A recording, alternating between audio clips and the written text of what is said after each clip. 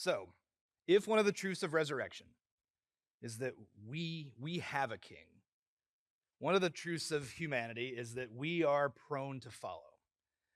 But we're not just prone to follow this king, we're prone to follow all kinds of kings, right? All kinds of ideas, all kinds of idols. And the truth is, we've always had a king. That's what God reminds the people of when they ask for one the first time. Long before that, the first laws that God gave, the first time God looked at human beings and said, "This is what to do." He knows our hearts. There is a reason, as we shared last week, that the first two commandments are no other gods and no idols. We've always had a king, and we've always been prone to follow in all kinds of different directions. Sometimes it feels like we will follow anything. I mean, you think about for you, what is the silliest thing that you have ever followed? What is the most embarrassing t-shirt you have from the most embarrassing band? What's the silliest thing you've ever followed? And not like something you were kind of into, but something you were like deeply or are deeply into in a way you'd be ashamed to admit. When I was in high school and college, I followed professional wrestling. It's like, how's this going to go? Let's see how many people laugh at this. All right. And I don't mean like I kind of kept up with it. I mean like every Monday night. And by every Monday night, I mean every Monday night. Me and my friends at one of my friends' basement, we had two TVs set up, one to watch WWF, one to watch WCW. Every Monday night, every pay-per-view, they used to be called pay-per-views. Remember pay-per-view on TV? Boxing and wrestling and movies. Every pay-per-view from both of those promotions every month, which means in high school, somebody's mama was paying good money to support that wrestling cause. And if my mama was here this morning, she would want to point out that it was not her. Uh, I When I was a kid in the 80s, Hulk Hogan was running wild, as we say. And one of my friends, same friend with the basement and the two TVs later, one of my friends was super into it, but it didn't take with me at the time. He'd have these sleepovers and he'd show us these VHS tapes of Hulk Hogan and the Macho Man Randy Savage and all these things. And I just remember saying like a lot, it's fake, right? And then in high school, more and more of my friends were starting to get into it. If you know wrestling and all, this is when like Stone Cold Steve Austin was just starting to emerge in the conversation. And my friends were good friends, which means they kept inviting me over. And I'd be like, nah, this is not for me. They'd be like, dude, just come once, just watch once, all this other stuff. And they said it to me like week after week in driver's ed. We kept talking about this in the back of cars in driver's ed. And like deep down, I was thinking like, oh man, my friends are losers. Like, but they're my losers. So I'll come and watch once. I came and watched once. A wrestler named Bret Hart was playing the bad guy. He was from Canada. And he was in a wheel. He'd hurt his back, so he was in a wheelchair. And they wheeled him down to the ring, and he said the worst things you could imagine about America. And this other wrestler named Shawn Michaels came down and kicked him right in the face, kicked him. He fell backwards out of his wheelchair. And I thought, this is the greatest thing I've ever seen in my life. And so, like, no joke, for like the next 5 years, like I was in. We were in, like, when these shows came to Knoxville, my friends and I would get out of high school at 3:00 and drive directly over to whatever the Hyatt Regency is now. It was the Hyatt Regency back then, like the fancy downtown Knoxville hotel. And we would hang out in the lobby of the hotel just for the chance to see these guys. Keep in mind, my mom did this for the Beatles and Elvis. I did this for The Rock and Ric Flair.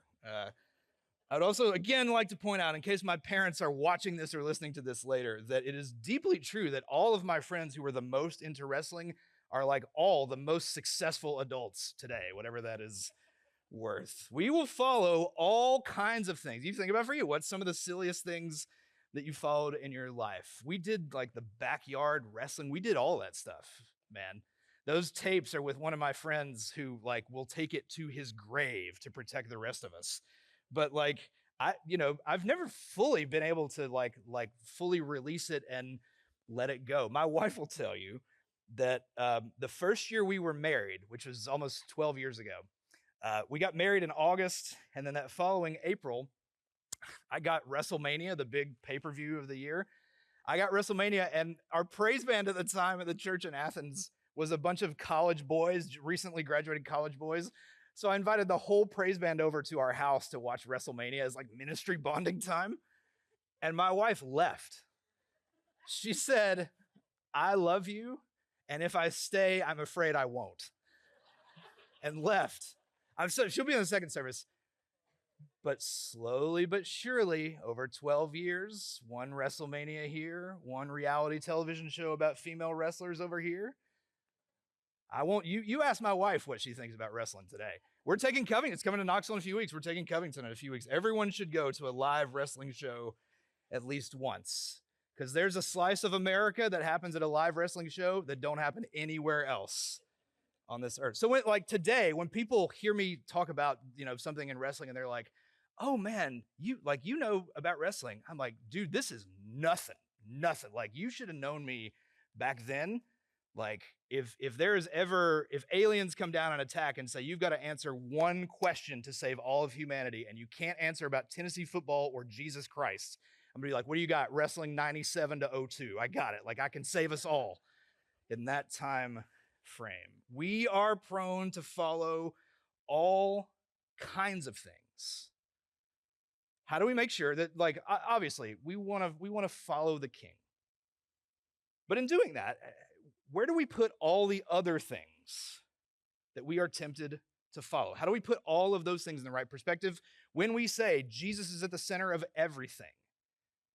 Where do those everythings fit around that sphere, especially the things we're tempted to follow? We always want to make sure we're not turning something into a false god, as we talked about last week, and being aware of what false gods we're tempted to follow. But how do we interact with all these other things we're tempted to follow? Including and especially in a world where there are some other kings, there are some other things that have authority in our lives. How do we live into those authorities as followers of the one true king?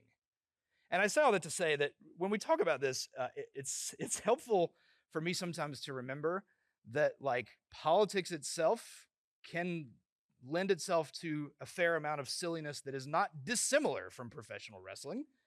And I know that because when I was 16, I watched the current mayor of Knox County walk down to the ring in a big red mask and fire and brimstone and all that stuff, and it was awesome. How do we have these kinds of conversations? If we believe, which if you've been here, we believe church is where we talk about meaningful things. So how do we talk about these kinds of things? If we have one king, how do we talk about the kings of this earth? How do we talk about how we interact with those things as people and followers of Jesus Christ? So I want to show you this morning a couple different ways that has played out for the church over the last 2 decades. I find that this is the best time to talk about this, is in a year and a time when nobody's running for office. There's no one's on the ballot next week, none of that stuff. We want to talk about what we're called to do together. But we want to start, as always, with Scripture. This is 1 Peter. This is what I find to be the most straightforward New Testament thought when it comes to how we interact with kings and authorities of this world as followers of the one true king. This is 1 Peter 2. We're going to start here, and then we're going to come back and end here this morning. "For the Lord's sake, accept the authority of every human institution, whether of the emperor as supreme, or of governors as sent by the emperor to punish those who do wrong and to praise those who do right. For it is God's will that by doing right, you should silence the ignorance of the foolish. As servants of God, live as free people, yet do not use your freedom as a pretext for evil. Honor everyone, love the family of believers, fear God, honor the emperor." So if this passage lands on honor the emperor, in our world, obviously that's easier to do if you voted for that emperor, right? And the truth for us, at least in this current moment, is because Democrats and Republicans have traded wins in the last 4 elections, chances are we've all it, everyone sitting in this room has most likely had the experience recently of voting for somebody who didn't win. Usual disclaimer with me, I'm a lifelong independent. I've voted for president 7 times and voted for 4 of one party and 3 of the other party.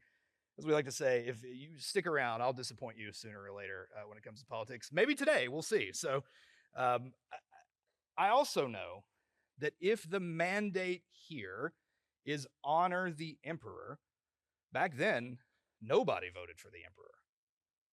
And back then, the emperor, when it came to people of Jesus Christ, the relationship between the emperor or emperors and the people of faith was much higher stakes, much more directly personal to them in terms of those outcomes. So the New Testament is doing the thing that it usually does, which is asking more from followers of Jesus Christ. Because you have a king. And that king doesn't talk about powers and principalities and all those things nearly as much as he talks about his kingdom, which is in fact the thing he talks about the most, and how we live in that kingdom. So, how have followers of Jesus Christ handled this conversation in the last 20 or so years? Around here, we love data and research and all kinds of things. What I want to show you this morning is the PRRI, the Public Religion Research Institute. It's their kind of centerpiece study that they do as a survey of American religion. It's one of the most helpful surveys of where people of faith are and what directions we're going in. I love a survey that asks people the same questions year after year after year after year, so you can kind of track the trends of all of these kinds of things. Like anything else, this will be an incomplete picture, beginning with the fact that the subsets I'm going to talk about in just a second only represent white Americans. As good as this study is, unfortunately, with African American Christianity, Hispanic Christianity, those kinds of things, this study doesn't break those groups down any further than are you Catholic or are you not. But among white Americans, it does make these 4 distinctions in these groups. Let me talk about these words first, and then show you how they've played out over the last 20 years. The PRRI separates American Christianity into 3 subgroups: evangelical, mainline, and Catholic. I want to talk about the word unaffiliated in just a minute. You don't need me to tell you.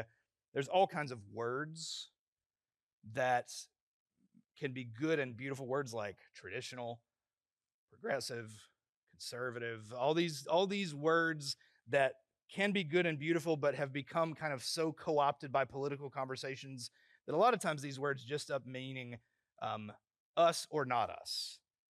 And the word evangelical in political conversations can be one of these words. I don't even like using this word because of the ways that it's been kind of co-opted by the political conversation. But the word evangelical, it's a Greek word. The word means good news. So there's this idea that evangelical Christianity is rooted in evangelism, a desire to reach people who don't have a relationship with Jesus Christ. Evangelical churches tend to place a great emphasis on altar calls, getting people to the altar, an emphasis on saving people, all kinds of things like that. And evangelical Christianity, not exclusively, but overall, tends to lean more to the right politically. The word mainline comes from a couple different places. We think some of it comes from the railroad era, where, especially in major cities, when railroads were first built, and then entire societies came up around it. In our era, we would think of it as like they built a Buc-ee's, and then look at all this that comes up around it, right? Things that move to exits on the interstate and all that sort of stuff. In the railroad era, more than 100 years ago, when a main line went through a city, neighborhoods and commerce and all these other things would come up around it, including many different Christian denominations. Some of those churches which are still standing in the exact same place as they were more than 100 years ago. So some of that word is related to railroads. Some of it, if we're talking about, which this study is, if we're talking about America as a whole and not just the South, mainline has some connotation of mainstream thought. Mainline churches tend to be more centrist churches. Mainline churches can also lean a little left of center sometimes. Evangelical churches tend to put an emphasis on introducing people to Jesus Christ, Mainline churches tend to put an emphasis on what Jesus Christ is calling us to do in this world. So this begs the question, which one is Powell Church? Not Catholic, right? We want to lift up our brothers and sisters in Catholicism this morning who are entering into a new season themselves. If we're looking for us up there, where do we find ourselves? A couple months ago, we had a new member class, introducing people in this class to come to the class and learn about the church before they would join the church. And someone in the class asked about how our church was growing, and we were thrilled to share that. And then someone else asked, why do you think this church is growing? I wanted to kiss them on the face. So happy they asked that question. And all of us pastors who were there, we would answer this, I think, the same way. Tiana's got a baby. Look at that. That was very strange to look down and be like, she's just holding the baby now. It's like, what happened there? Okay. Why is this church growing? Babies. Bam. Why is this church growing? One, I can't say enough about our team, our staff, not just the people who work here, the people who volunteer in the food pantry every week, the people who serve in recovery, the people who are taking care of your kids over there, in here and over there right now. I'm deeply grateful for our team. But also, I think we do and strive to do an excellent job rejecting either or notions, but actively try to live into the space between, inviting people to speak the same words of good news in all kinds of different languages, because here you really can come as you are. And you can be part of a wide we that is always going to be greater than me. And the only thing capable of holding all that together, and not just holding it together, but helping it go forward, the only thing that can hold all that together and move it forward is the King. And he is on the throne at the center of everything. And we invite people to believe he's at the center of your life. So when people say, is Powell Church evangelical? I would say, yeah. Not like we excel at it, baby, right? It's like we love inviting people to know Jesus. We love telling the story of good news in all kinds of different languages. And when people say, is Powell Church mainline? I would say, yeah. We value greatly what Jesus is doing in this world because that's what the King does and that's what the King invites us to. We reject these either or notions because we really do believe that we is greater than me. Now that's us. But let me show you how these things have played themselves out in American Christianity in the last 20 years. I want to go back to 2006. 2006 is a good starting point for a couple of reasons. 2006 is a fully integrated post 9/11 world, or 5 years past September 11th. In 2006, everyone has the internet in their house, but nobody has a smartphone, and only a few college kids have Facebook. So, if you're like me, I'm like, 2006, that was yesterday.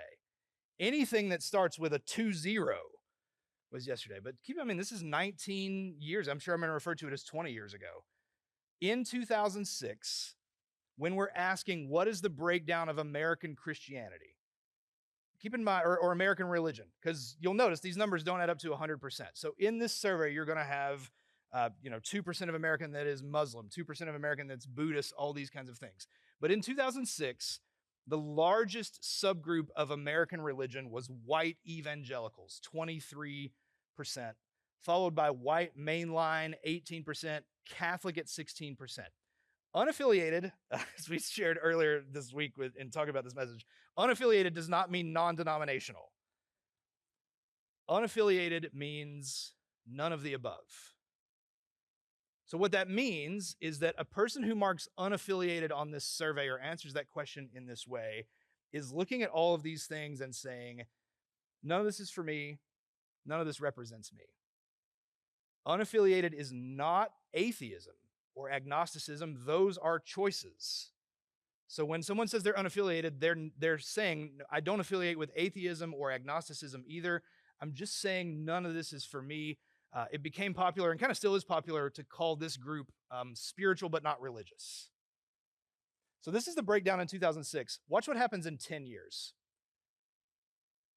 From 2006 to 2016, the fastest growing religion in the United States was none of the above. This is probably true a little before 2006 as well, but whatever happens from 6 to 16, you'll notice it takes from each group almost equally. Evangelicals down 6%, mainline down 5%, Catholics down 5%. From 2006 to 2016, the fastest growing religion in the United States is people who looked at all of this and said, nope. And that's a whole separate sermon, but a good one worth pondering to say you've got church hurt, you've got people who, you've got cultural things that are happening, you've got what are younger generations doing, all that stuff. But for at least 10 years, and maybe a little longer, the fastest growing religion in the United States was none of the above. But from 16 to 20, the answer to that question changes. From 2016 to 2020, the fastest growing religion in the United States is mainline Christianity. And you'll note that while unaffiliated is down a little bit, evangelical Christianity is the largest decrease on the board up here among these. So what I think that this data represents, and what people smarter than me think this data represents, is the same thing I saw playing out in the lives of a number of my friends, and maybe you did too. That from 16 to 20, churches, especially churches that perhaps tended to lean a little more to the right, some of them may have gotten overly embedded in politics in a way that caused people to say, are we sure this is what we signed up for? Are we sure this is what Jesus is all about? And you had this movement from one church maybe that leaned this way towards other kinds of churches, which tells me that people hadn't given up on Jesus, but there was a growing dissatisfaction with the way churches were handling politics. But if you look at the way that conversation has taken place between 2020 and today, or 2020 and 2023, which is the most recent data point in the survey, you'll notice a couple of things have happened. One was COVID, which obviously was a significant event for all kinds of churches. But something I think this also represents is that when you had some people who left some evangelical kinds of churches to move towards some mainline churches because those churches got a little too political, I think what many of those folks found is that mainline churches were also tempted to get overly embedded in politics in the other direction. And that if people were upset and frustrated and left because they thought things were getting a little too entwined over here, I'm not sure they were looking for over-entwinement over here. Or maybe they thought they were, but they got disillusioned by that whole process as well. And now we're just all here in the same boat, 13%, 13%, 12%, all looking at each other going, it's your fault. No, it's your fault. No, it's your fault. No, it's your fault. And unaffiliated continues to be, after a small drop there, the fastest growing religion in the United States. How do we talk about this well today? How do we see the trends that are happening here and try to play this thing forward? How do we follow our King while interacting with these human authorities and systems in a way that doesn't cause people who are looking for Jesus to get lost in the noise and helps make sure that we don't get lost in it too? How do we have real and meaningful conversations to help ensure that we're both following Jesus and honoring the emperor? I can tell you in closing, like what's helped me the most is two things. One, being in churches like this one where I know every Sunday I'm standing in front of Democrats and Republicans. And that's been true. Like I've had the privilege of doing that at the last 3 churches that I've served. None of them are quite as weird as this one. But I just want to tell you, just like literally from the stage, what a gift it is to stand up here every Sunday and know that we've got the full spectrum in this room and that we're seeking to find and follow Jesus together. And that experience helps me in the other way, which is to say, we want to try to ask good questions. So I don't have all the answers, man. but we want to try to ask good questions. And what I believe is, as followers of Jesus Christ, is that when it comes to this conversation, good questions don't demand answers from politicians. Good questions demand answers from me. Good questions demand answers from us. Because I'm not concerned about what Republicans are doing or Democrats are doing. I'm concerned about what Christians are doing. What are we doing? How are we following Jesus Christ together? How can we seek to continue to be a we that is greater than me and all these things? And what I've learned in the last almost 20 years of being a pastor, and especially in these kinds of highly politicized times, is that in the past, when I've tried to go down this road or that road or steer those kinds of things, all of it just leaves me wanting to talk about Jesus more. Even this week, as I was putting this message together and trying to find ways to say this or say that or talk about this or talk about that or any of those things, all of it just leaves me wanting to find ways to talk about Jesus more, because I think of a lot of the other things tend to lead us down paths that serve other kings and other gods that will demand allegiance from us, but they can't save us. And most of them don't actually free us. I'll tell you one story from my own life and ministry as we close. 9 years ago in 2016, I was at a church in Athens, Tennessee. In the Republican primary in 2016, if you remember back that far, there were like 10 million people running for president, running for the Republican nomination. And Ted Cruz won Iowa, and then Donald Trump won New Hampshire, and then he won South Carolina, and he won Nevada. And that was coming up to Super Tuesday. Tennessee was going to vote and all that stuff.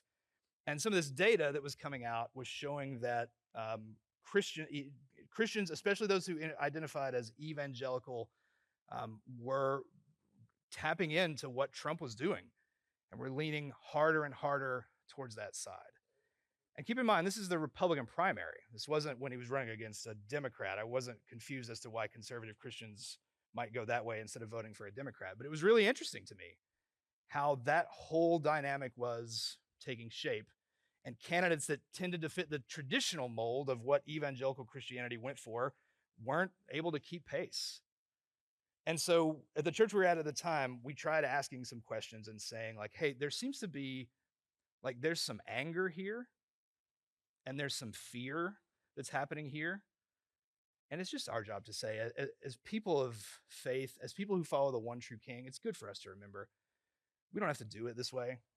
We don't have to do fear, and we don't have to do anger. We really can't. There is no fear in love. Ironically, that made people angry, saying that. But what I found also later, because of course Trump won the nomination, then he won the presidency and is president again now. What I found in watching people shift from one kind of church to another kind of church in that season is the same fear and anger just manifested itself on the other side.